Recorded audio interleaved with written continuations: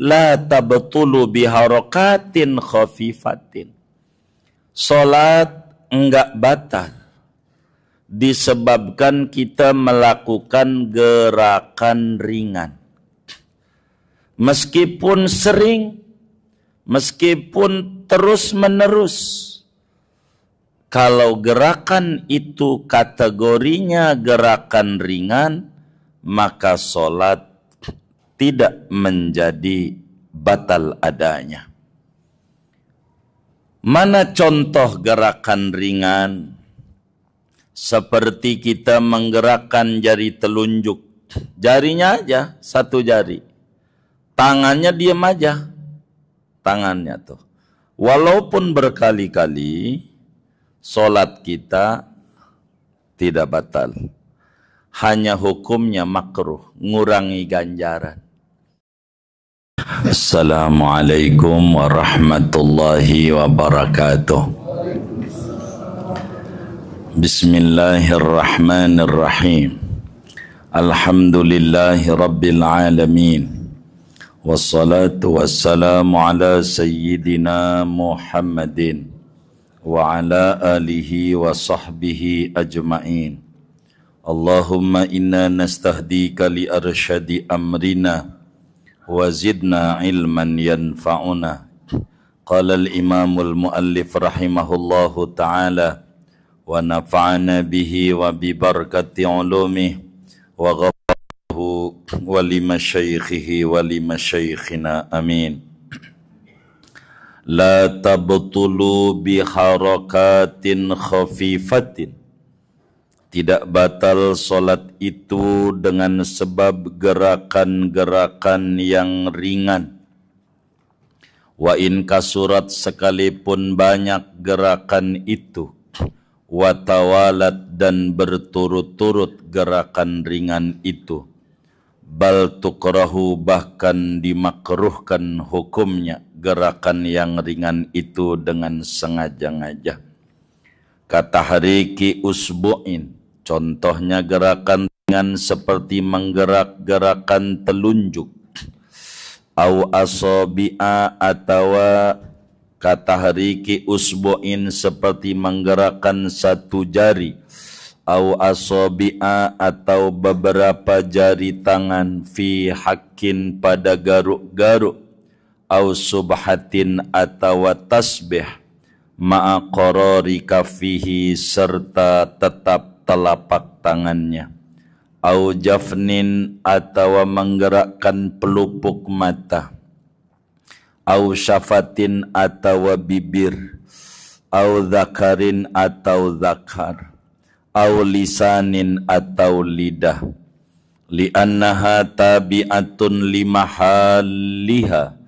Li'annaha, karena semua itu, pelupuk mata, bibir, zakar, lisan, yaitu mengikut bagi tempat-tempatnya, al-mustaqirrati, yang tetap, kal asabi'i, seperti jari.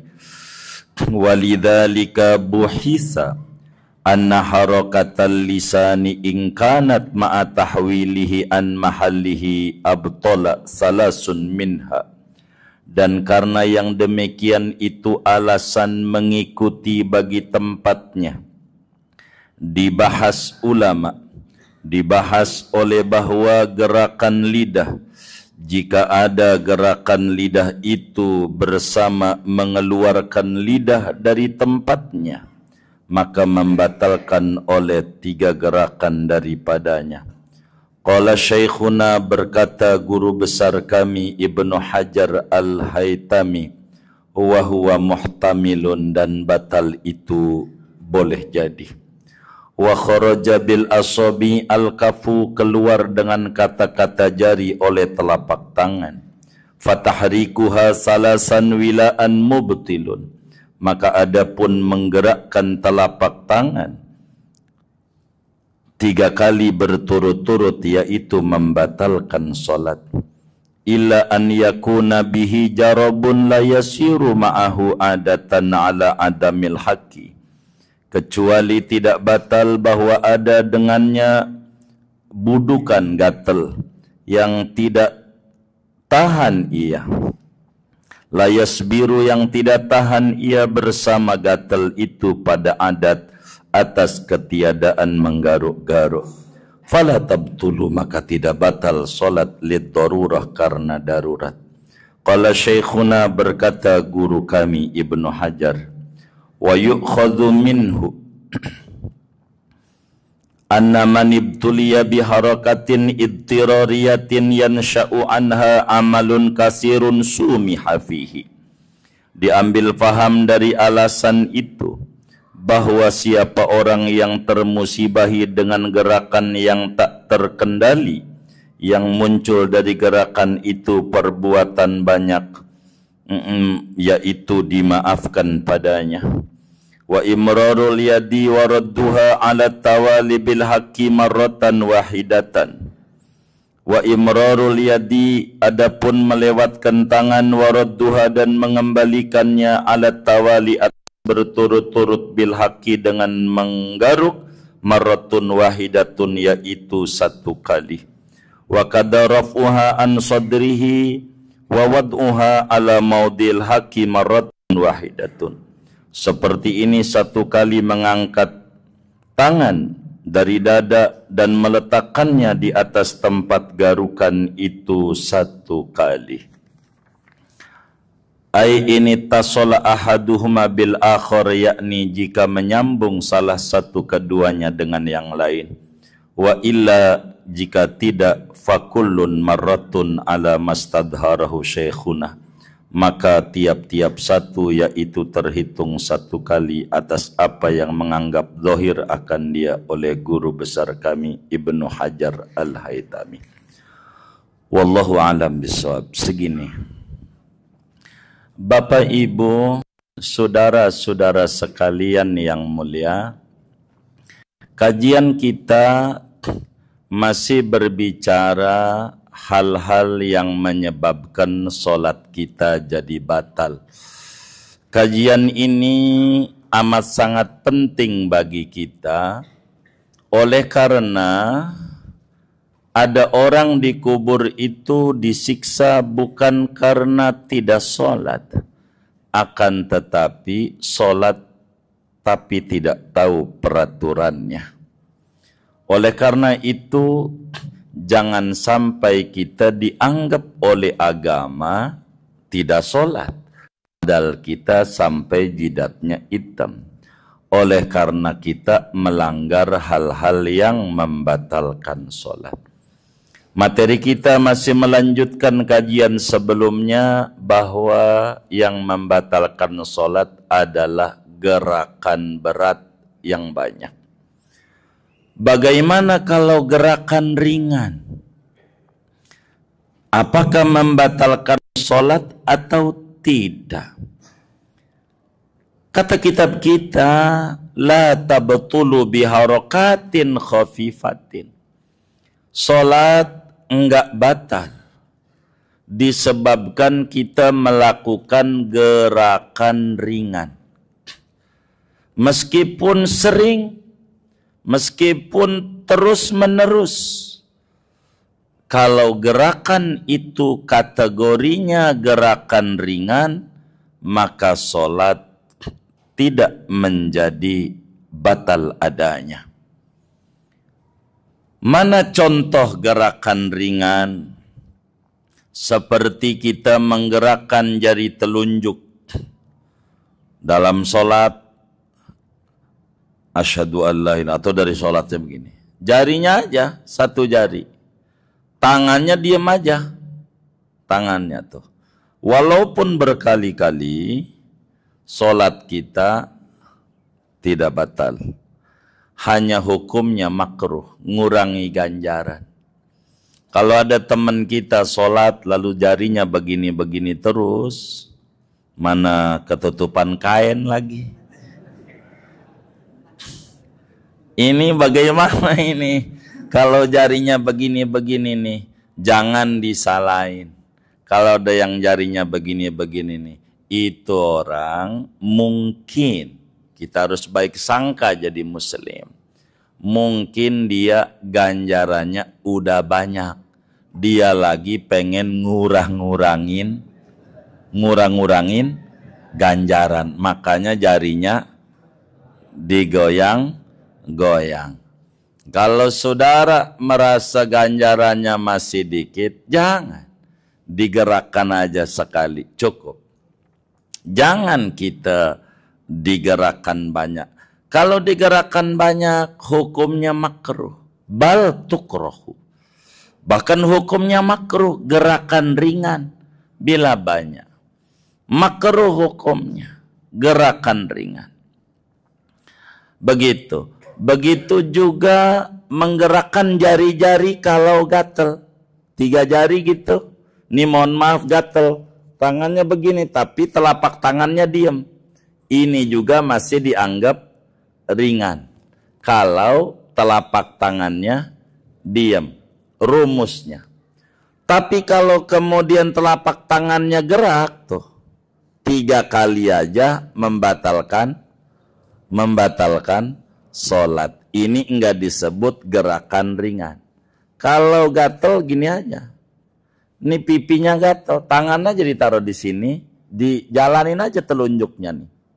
Garuk, telunjuknya aja. Jangan begini. Kalau begini namanya bukan ringan. Sholatnya jadi batal. Begitu. Ada orang begitu, ya biarkan, supaya kita harus paham kedudukan kita di dalam sholat kita. Yang penting gerakan jari itu nggak membatalkan asal telapak tangannya diem. Itu rumus. Kalau telapak tangannya jalan, maka akan membatalkan sholat. Kecuali bila masih bagian dari sholat. Kayak takbir sholat id. Allahu Akbar. Allahu Akbar. Andai dia nggak diselingi dengan tasbih. Subhanallah walhamdulillah wala ilaha illallah. Enggak apa-apa. Karena masih daripada jenis gerakan sholat. Mana lagi contoh gerakan ringan? Muter tasbih. Karena ada di antara sholat hajat, dia panjang. Contoh, saya sering ungkapkan sholat hajat ini bagi orang yang nggak punya pekerjaan, dia bingung. Bagi orang yang usahanya menurun. Bagi orang yang jalannya lesu. Ketika dicek bukan karena darahnya, tekanannya dana rendah namanya. Tekanan apa? Dana rendah, lesu dia. Bagaimana ini biar bangkit dia punya usaha? Ada sholat hajat 4 rakaat. Nabi ajarkan, Imam Ghazali tulis di Ikhya. Rakaat 1 baca kulhu 10, rakaat 2 habis Fatihahnya kulhu 20, 3 30, 4 40, 100. Dalam 1 rakaat tanpa tasyahud awal, atau dibikin 2 rakaat salam. Itu teknis dia. Maka kan 40 bingung, maka dia pakai tasbih. Udah dibuntelin tuh. Bismillahirrahmanirrahim. Pakai tasbih. Ini tasbih. Lagi sholat, pegang tasbih, diputer. Kufuwan ahad. Kufuwan ahad. Kufuwan ahad. Ini namanya gerakan ringan, enggak batal. Pakai jari aja, enggak usah pakai tasbih. Bisa begitu tuh. 10. Kalau 20 ya tinggal jari ininya aja dilipat. Begitu. Atau pakai tasbih yang ada di Sunan Bonang tuh, yang segede kelapa. Kufuwan ahad.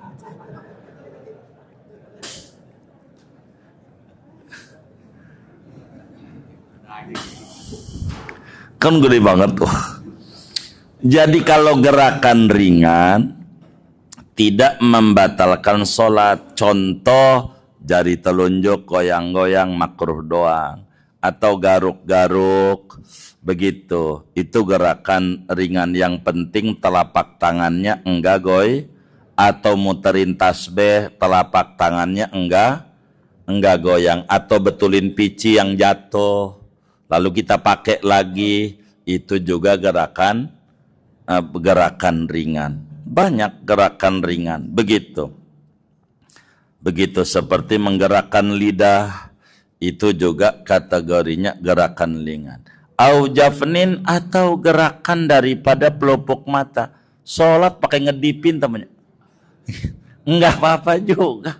Dia pakai kedip-kedip lagi sholat. Begitu. Gitu. Atau gerakan bibir. Termasuk, mohon maaf, ibu-ibu nggak perlu dengar. Zakarnya dia pagi-pagi. Begitu. Ngapa itu naik turun? Subuh.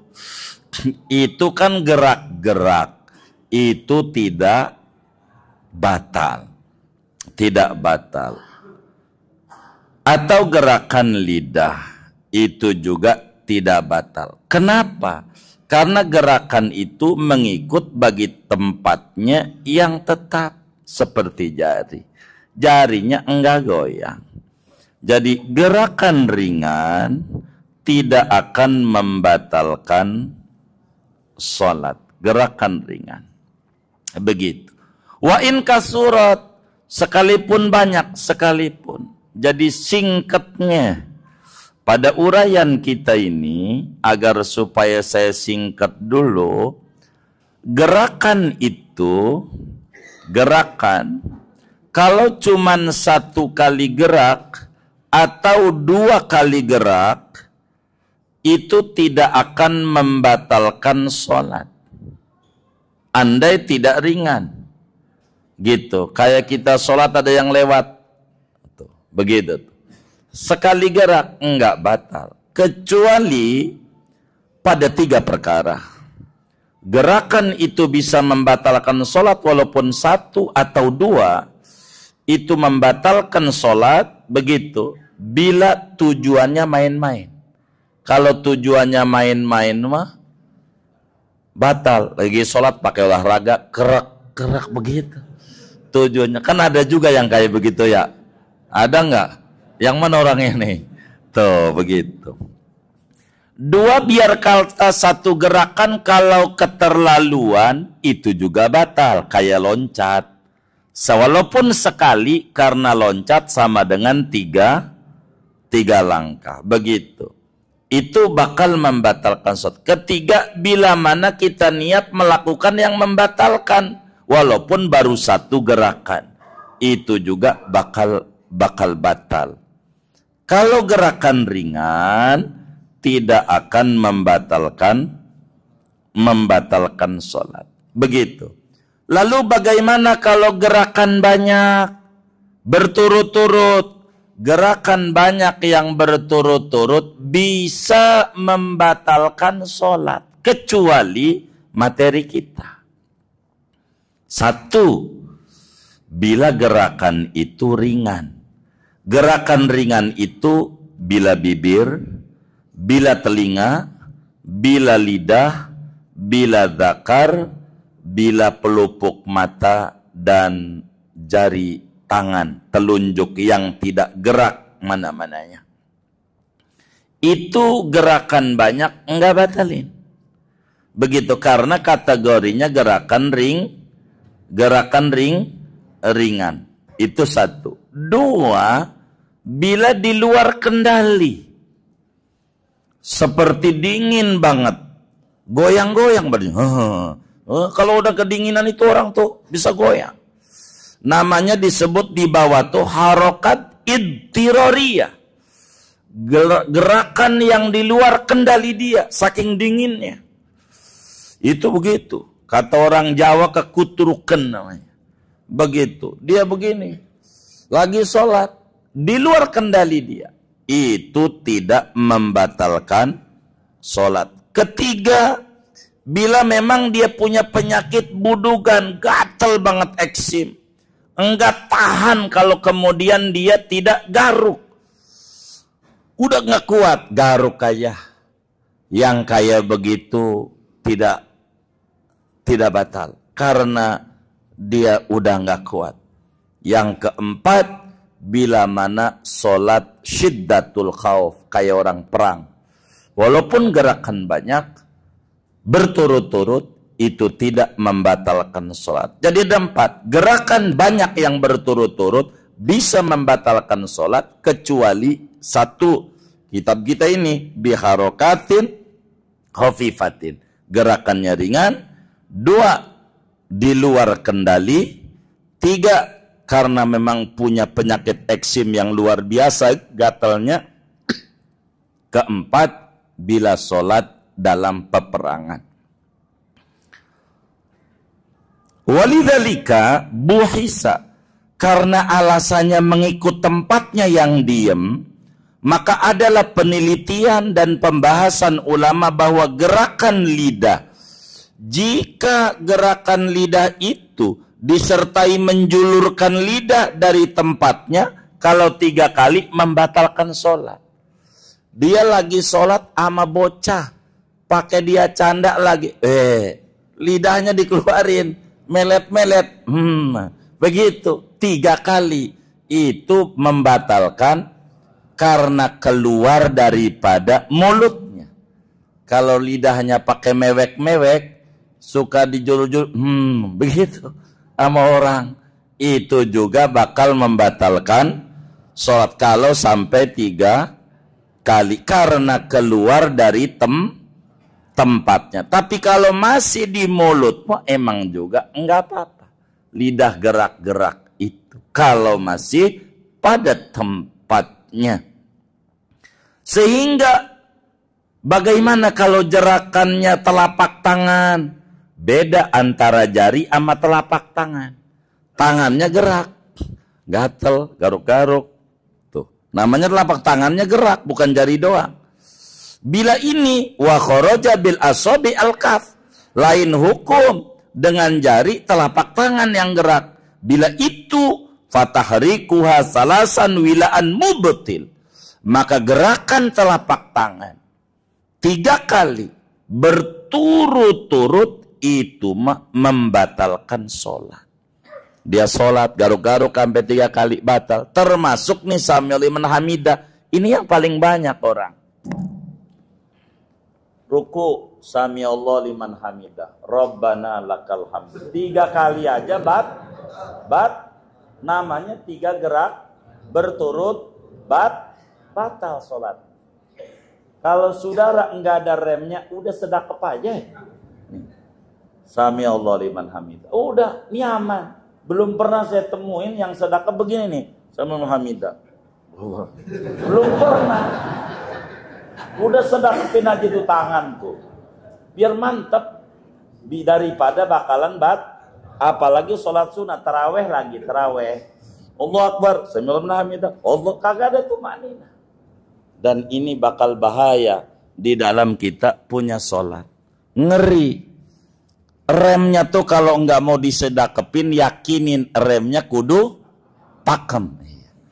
Begitu. Kalau urusan bengkel Aji Sarna ngaji nggak tuh orangnya? Tuh begitu. IMS bengkelin tuh tangannya biar pakem. Begitu. Pokoknya fatahrikuha salasan wilaan mubtil, menggerakkan telapak tangan 3 kali berturut-turut itu membuat batal sholat. Intinya harokatun kasiratun mutawaliyatun mubtilatun lissalat. Gerakan banyak yang berturut-turut pastikan membatalkan sholat.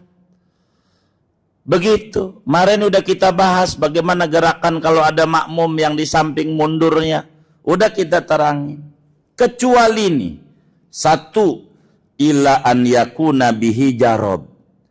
Pertama, gerakan banyak berturut-turut itu bisa membatalkan sholat kecuali yang tidak batal. Ada beberapa aturan di mana gerakan banyak yang berturut-turut sholat kagak batal. Kata yai kita, illa, kecuali tidak batal. 1. An yakuna bihi jarobun la yasbiru ma'ahu adatan ala adamil haqi. Bila mana gerakan banyak itu muncul daripada penyakit eksim, korengan, budukan, kayak anak pondok biasa itu, korengan. Kalau nggak begitu nggak pinter kata kiai. Itu maksudnya biar sabar maksudnya. Begitu. Banyak juga yang pinter yang nggak korengan. Begitu. Jadi kalau korengan gatel banget pengen garuk-garuk kagak tahan. Karena kagak tahan, yang kayak begitu tuh namanya termusibah nggak tahan. Maka itu mah sholatnya enggak batal. Penyebabnya darurat. Sedangkan dalam kaidah hukum ad-daruratu tubihul mahzurat. Darurat itu bisa membolehkan sesuatu yang tadinya dilarang. Dipakai sama pemerintah. Lampu merah enggak boleh diterabas. Karena darurat seperti jenazah, ambulan. Begitu. Ambulan. Apa tuh ambulan? Itu ada singkatannya kata teman kita, ambulan tuh angkutan mayat, buru-buru jalan cepat. Begitu. Emang begitu singkatannya? Begitu, ada aja begitu. Begitu. Itu maka dia terabas, enggak apa-apa, darurat. Darurat itu diatur. Ini gatel banget, enggak kuat kalau enggak garuk, enggak tahan. Gatel banget. Mana dititit lagi. Ini bagaimana ini? Ya garuk. Kalau enggak tahan, jangan sampai sholatnya dibatalkan, enggak usah. Ente kagak batal karena alasannya darurat. Ad-darurah tubihul mahzurat. Darurat itu dapat membolehkan yang tadinya dilarang. Yang tadinya sholat jadi batal gara-gara gatel banget, maka bagi dia tidak batal, enggak tahan. 1, 2. Qala syekhuna wa yu'khadhu minhu anna man ibtuliya bi harakatin idtirariyatin yansha'u anna amalun katsirun sumiha fi. Kedua, kata guru kami Ibnu Hajar, kata Fathul Muin, Ibnu Hajar Al-Haytami, makamnya di Ma'la. Sering kita ziarahi di sana, dekat Syekh Nawawi Al-Bantani. Pemahamannya dari sini akan muncul 2 yang tidak batalin. Bila mana orang itu memunculkan gerakan di luar kendali, namanya harokat idtiroriyah. Gerakan di luar kendali. Sebab gerakan ada 2. Nonjok orang namanya gerakan ikhtiariyah. Gemeter belum makan. Itu tangannya goyang-goyang. Gemeter belum makan. Goyang-goyang. Ini goyang-goyangnya bukan mau kita. Bukan kita punya mau goyang-goyangnya. Kita nggak mau. Kita nggak mau goyang-goyangnya. Karena kita nggak mau goyang-goyangnya, namanya di luar kendali. Ini enggak batal. Termasuk kita dingin banget. Kita sholat di daerah yang dingin. Mana imamnya suratnya panjang lagi bacanya Yasin. Ya Allah. Ini kapan ini kelarnya? Begitu. Dia goyang aja tangannya. Begini-begini. Saking apanya tuh? Saking dinginnya. Saking dinginnya. Maka itu yang kayak begitu di luar kendali sumiha fihi, maknanya dimaafkan tuh tidak batal. Jadi 2 yang menyebabkan tidak batal bila gerakan itu di luar kendali, semacam dingin sangat. 2. 3, ya itu udah kelewat tuh. Gerakan ringan. 4, bila mana sholat syiddatul khauf. Jadi gerakan banyak bisa tidak membatalkan bila mana gerakannya ringan. Kedua, bila mana di luar kendali. 3, bila mana ada penyakit semacam gatel yang kagak tahan kalau nggak garuk. 4, bila mana dalam sholat syiddatul khauf, kayak orang perang, itu enggak batal. Lalu bagaimana hukum di dalam menggaruk? Tangan dijalanin dan dibalikin tuh berapa kali?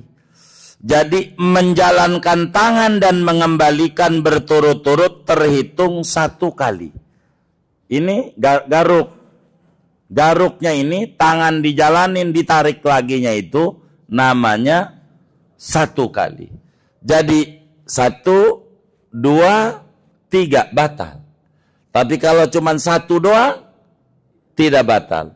2 tidak batal. 3 batal. Jadi jangan 3. Kecuali 1 diem lama. Udah diem lama, garuk lagi. Itu terhitung 1. Diem lama, garuk lagi. Terhitung 1. Diem lama, tarik lagi. Terhitung 1. Pokoknya pahami gerakan banyak berturut-turut bisa membatalkan sholat kecuali materi kita ada 4 yang kagak batalin sholat. 1, gerakan ringan. 2, gerakan yang muncul karena enggak tahan. Begitu. 3, karena di luar kendali. Begitu. Dan 4, pada sholat syiddatul khauf. Ini walaupun banyak enggak batal. Urutan itu bisa 1, 2, 3, 4 kebalik-balik itu normal. Begitu. Pokoknya 4. Kalau ngikutin kitab, gerakan banyak enggak batal. 1, la tabtulu biharokatin khafifah. Kalau pakai kitab. Yang gerakan banyak enggak batal, penyebabnya karena gerakannya ringan. Telunjuk doang, tangannya tetap. 2, kalau ngikutin kitab, bila kemudian itu ada gatel yang dia kagak tahan pengen garuk, termusibah dengan eksim. 3, harokat idtiroriyah, yaitu di luar kendali kayak dingin banget atau kayak lapar.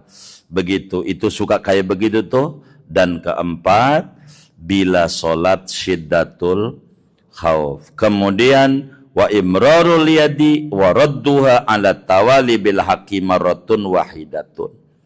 Begitu juga wa kadza raf'uha an sadrihi wa wad'uha ala maudil haqqi marratun wahidatun. Ngangkat tangan dari dada yang tadinya sedekap diangkat lalu ditaruh ke tempat gatal. Gatalnya di mana? Di leher. Dari tangan kita angkat ke leher, kita garuk. Ini ngangkatnya baru 1. Ngangkatnya ini baru 1. Ngangkatnya, kalau diangkat, ini kemari 1. Diangkatnya. Dibalikinnya, ngangkat dan dibalikin terhitung 1. Garuknya 1, baru 2. Sekali lagi garuk, batal. Karena 2 garuk, 1 ngangkat. Namanya 3. Ingetin tuh. Begitu. Kan enggak mesti harus sejenis gerakannya. Dengan berbagai jenis. Tadi gerakannya ngangkat dan gerakannya garuk. Makanya kalau pengen enggak batal, gatel kita di leher. Angkat tangannya, kan 1. Mainin telunjuknya. Kalau telunjuk doang yang gerak biar 1000 kali, enggak batal. Jadi kita harus cerdas dalam sholat tuh. Cerdas, kayak begitu. Termasuk handphone yang bunyi. Tangannya sedekap, handphonenya kan di kantong. Bunyi, mana lagunya Bang Toyib lagi. Yang 3 tahun gak pulang-pulang, 3 lebaran. Ini bagaimana nih? Pencet aja, enggak batal. Jangan pakai pura-pura khusyuk, diem aja. Kita aja yang di sampingnya enggak di kantongnya, kagak khusyuk dengerinnya. Begitu, apalagi lu yang ngantongin, pegang. Enggak batal, pencet aja. Kalau punya sendiri mah paham lempengan mana yang dipencet. Jangan takut nanti proyek kagak gol. Allah tahu. Tinggal habis salam angkat. Bang maaf lagi sholat. Subhanallah. Begitu. Rajin amat. Iya ini urusan proyek sama abang nih. Bagaimana biar gol. Dia girang dia. Padahal mau kagak ya. Yang kagak ya. Begitu. Handphonenya aja dia bunyi. Begitu. Wa kadza rafuha an sadrihi, demikian pula terhitung sekali mengangkat tangan dari dada dan dikembalikan ditaruh di tempat gatal, itu terhitung satu kali. Begitu, 1 kali. Dengan catatan terhitung 1 kali itu ai inittasola ahaduhuma bil akhar. Kalau nyambung antara ngangkat dan naro di tempat gatal. Tapi kalau terpisah mah, diangkat lalu garuknya lama, itu mengangkat dan narohnya terhitung 2. Kalau lama begitu. Kalau dia jaraknya tidak lama, ngangkat dan naroh sama dengan sebagaimana garuk jalan dan balikin. Itu kalau jalan doang namanya bukan garuk, ngusap. Garuk mau 2 kali. Maka jalan dan balikin sama dengan 1. Kalau begini 2, kalau begini 3, batal. Maka pastikan pesan saya, kalau gatal dalam kita punya sholat, maka garuknya harus paham. Garuknya begini aja, gitu garuknya. Maka dalam mazhab kita Syafi'i, orang sholat at-tahiyatul tangannya gerak-gerak, itu makruh, enggak batal sholat, cuman ngurangin ganjaran. Biarin aja dia gerak-gerak. Begitu. Kita jangan. Kita butuh ganjaran banyak. Di dalam kita punya ibadah, supaya ibadah kita benar. Kemudian wabinutkin, berikutnya batal sholat berbicara. Dalilnya mana? Yang disebut berbicara itu bagaimana? Hal-hal apa yang dimaksud berbicara? Apakah kalau kita doa lagi sujud batal walau berbahasa Arab ataukah tidak? Nanti akan dipaparkan pada pertemuan mendatang. Nampaknya segini aja, biar tidak numpuk-numpuk materi. Ada yang ditanya mungkin dari materi ini atau merasakan baik, Ustaz. Assalamualaikum warahmatullahi wabarakatuh, Guru. Tadi kita udah bahas masalah gerakan ringan, Guru ya. Nah, yang saya mau tanya nih, Guru, ada di tempat saya imam gitu, Guru ya. Saya contohin, Guru. Jadi imam ketika ruku dia ngeper, Guru. Jadi ketika Allahu Akbar dia begini. Nah, dia apakah juga membatalkan sholat atau enggak? Terus yang kedua, ada juga saya temuin di masjid itu yang ketika gatal seumpamanya di betis gitu, dia garuk pakai kaki begini, Guru tuh. Kira-kira batalin juga nggak tuh, Guru? Gitu aja, terima kasih. Assalamualaikum. Iya, maka bagaimana waktu dia rukunya dengan begitu terus tuh, kemudian sami Allah, itu membatalkan sholat bukan daripada begininya. Tapi ruku itu wajib ada rukun namanya tumakninah. Bila dia tidak ada tumakninah, maka dengan sendirinya batal sholat itu. Bila kasusnya seperti yang dicontohkan itu. Bagaimana kalau gatal di kaki, garuk-garuknya pakai kaki? Ya sama yang tadi tuh. Kalau sampai 3 kali batal. Kalau 2 kali tidak batal. Karena itu bukan kategori gerakan ringan. Kecuali jempolnya doang yang jalan. Tapi kan kakinya gerak masalahnya. Maka disebut harokat saqilah. Bukan harokat khafifah. Dan itu bisa membatalkan sholat. Kecuali memang dia enggak nahan banget. Maka bagi kita makmum, bila terjadi kayak begitu, pengen kita enggak batal, kayaknya imam gatalnya tingkat dewa kayaknya. Udah begitu aja.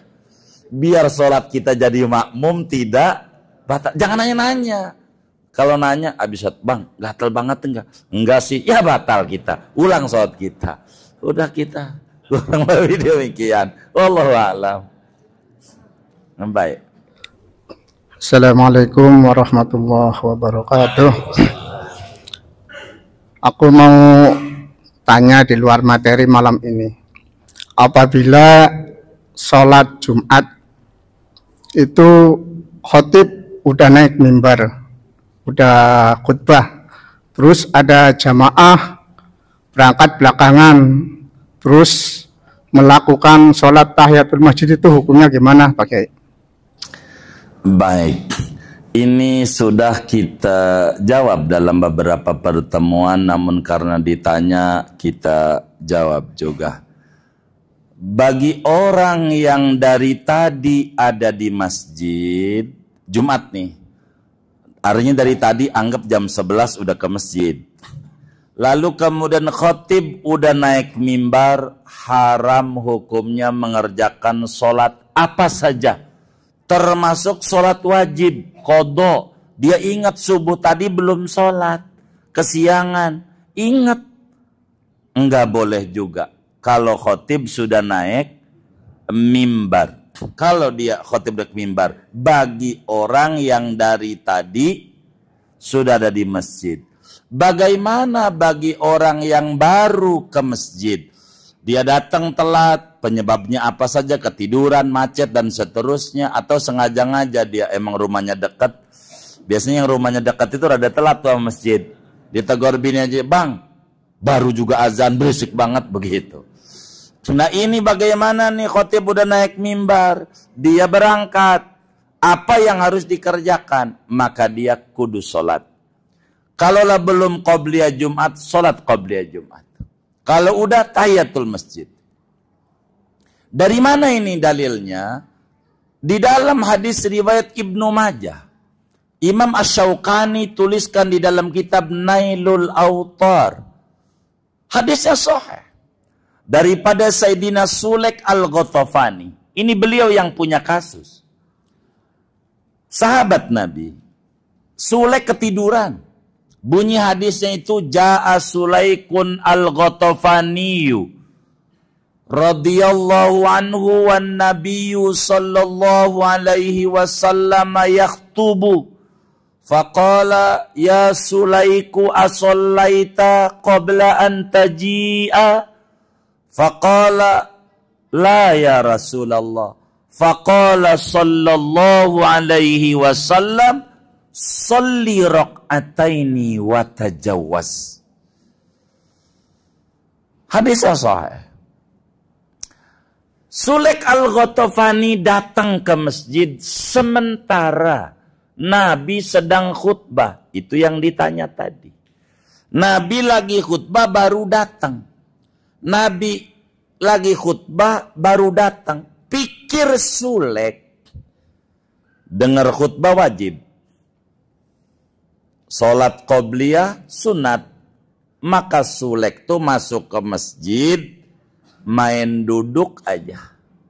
Duduk dengerin khutbah. Ditegur oleh Nabi. Nabi lagi khutbah, berhenti khutbahnya. Pakai diingetin tuh si Sulaik. Kata Nabi, as-sallaita qabla an taji'a. Wahai Sulaik, apakah engkau sudah sholat sebelum datang ke masjid? Kira-kira sholat apa tuh? Sholat apa? Tahiyatul. Emang ada tahiyatul rumah, tahiyatul masjid di rumah. Apakah anda udah sholat sebelum ke masjid? Sholat apa kira-kira? Sholat apa kira-kira? Qobliyah Jumat. Wong udah Jumat, tandanya Nabi udah khutbah. Asy-Syaukani bilang begini pada mengomentari di sini. Boleh bongkar itu yang namanya Nailul Autar. Ini nggak bisa kalau bukan qobliyah Jumat. Sebab nabinya bilang as-sallaita qabla an taji'a. Apakah ente udah sholat sebelum anda datang ke masjid? Karena udah dohor, barangkali di rumah udah sholat qobliyah. Tandanya main duduk, enggak mau buruk sangka Nabi sama sahabatnya. Pakai ditanya, udah sholat belum? Tahiyatul masjid bukan. Kalau tahiyatul masjid udah kelihatan dia duduk. Begitu. Dan ngerjain di rumah nggak mungkin tahiyatul masjid. Namanya tahiyatul rumah. Ya kan? Kan nggak ada. Maka Sulek jawab, belum ya Rasulullah. Apa kata Nabi? Sholli raq'ataini wa tajawaz. Bangun, ente sholat 2 rakaat dulu, cepetin. Jangan rakaat 1 baca Yasin sampai kelar. Lah itu khutbah sampai udah salam, dia masih sholat qobliyah aja. Maka sholat tahiyatul masjid bagi orang yang baru datang. Kalau saya menyarankan kalau baru datang, kalau belum qobliyah Jumat dulu. Tapi bacaannya yang cepat, doa amin, surat yang pendek aja, ada inna a'tayna, kulhu. Yang cepat biar buru-buru dengar khutbah yang nyuruh Nabi. Jadi jangan duduk. Bagi orang yang dari tadi, orang yang baru datang. Begitu. Tapi bagi orang yang dari tadi ada di masjid, enggak boleh. Emang masjidnya adzannya sekali lagi. Habis adzan, khotib khutbah, dia diri aja, gua mau qobliyah. Gua salam masjid, biasa masjid kita, nih masjid Muhammadiyah kan ya kita. Bukan Muhammad kita, begitu kata dia. Kan ada Muhammadiyah, Muhammad kita ya. Ada aja orang tuh. Begitu. Ada aja ya. Maka dia bangun, enggak usah, duduk aja. Saya itu kalau adzan sekali duduk aja udah. Qobliyah udah enggak usah, entah. Ada aturan agama. Jadi bagaimana yang baru datang ke masjid itu lalu dia tahiyatul masjid? Boleh. Dan itu disuruh oleh Nabi, itu benar adanya. Namun kalau belum qobliyah Jumat, silakan qobliyah Jumat. Begitu, silakan. Masih banyak. Kurang lebih begitu. Banyaklah dalilnya. Wallah alam. Ya Pak Kiai, pertanyaan saya, kalau ada waktu sujud itu mengangkat kedua telapak kaki, apakah itu batal juga? Dan pada saat kita ngantuk nih, kan sering nguap nih, nguapnya berkali-kali kan mangap tuh, nah itu batal juga atau tidak? Terima kasih. Baik, nguap itu di bawah kendali atau di luar kendali? Di luar kendali. Maka nguap tidak batal. Bila sholat nguap, tutup pakai tangan. Jangan dibuka, tutup. Nguap. Ada kasus. Mohon maaf, ajaran Nabi itu paling cakep. Ini nguap. Mau di sholat, mau di luar sholat. Jadi, urat rahang ini ada orang nguap, dia mulutnya nggak bisa rapat. Mangap aja. Mangap. Itu bingung, sampai masuk rumah sakit. Enggak bisa juga, nih bagaimana ngerapetinya. Mulutnya mangap. Mangap. Yang benerin dokter Kristen. Ini beneran, kisah nyata dulu. Kata dokter Kristen, ini mau gampang. Anda muslim-muslim, makanya kan diajarkan nama Nabi Anda. Kalau nguap ditutup. Sebab kalau Anda nguap terbuka, bisa ketarik sendi Anda. Ini yang terjadi. Maka dipaksa sama dia. Udah nutup. Nggak diapa-apain. Diobatin kagak apa kagak. Begitu. Boleh tanya nanti orangnya ada. Orangnya. Anaknya. Ini ibunya kasusnya perempuan. Dia bilang subhanallah Nabi. Ditutup. Kalau nguap. Enggak apa-apa. Begitu. Enggak membatalkan sholat. Kemudian tadi apa tuh? Kakinya diangkat. Kalau kakinya diangkat itu pertama doang, lalu kemudian dia ditekan ketika dia sujud, maka tentu sholatnya tidak batal. Ini membatalkannya bukan karena ngangkatnya, bakal membatalkannya karena anggota sujud ada 7. Ada jidat, 2 telapak tangan, 2 lutut, 2 kaki. Maka kakinya tuh sesudah diangkat, tempelin lagi ketika dia sujud. Jangan waktu sujud kakinya diangkat, sampai kelar sujud baru ditempelin. Itu baru bakal membatalkannya dari sisi sana. Kurang lebih demikian. Wallahu a'lam.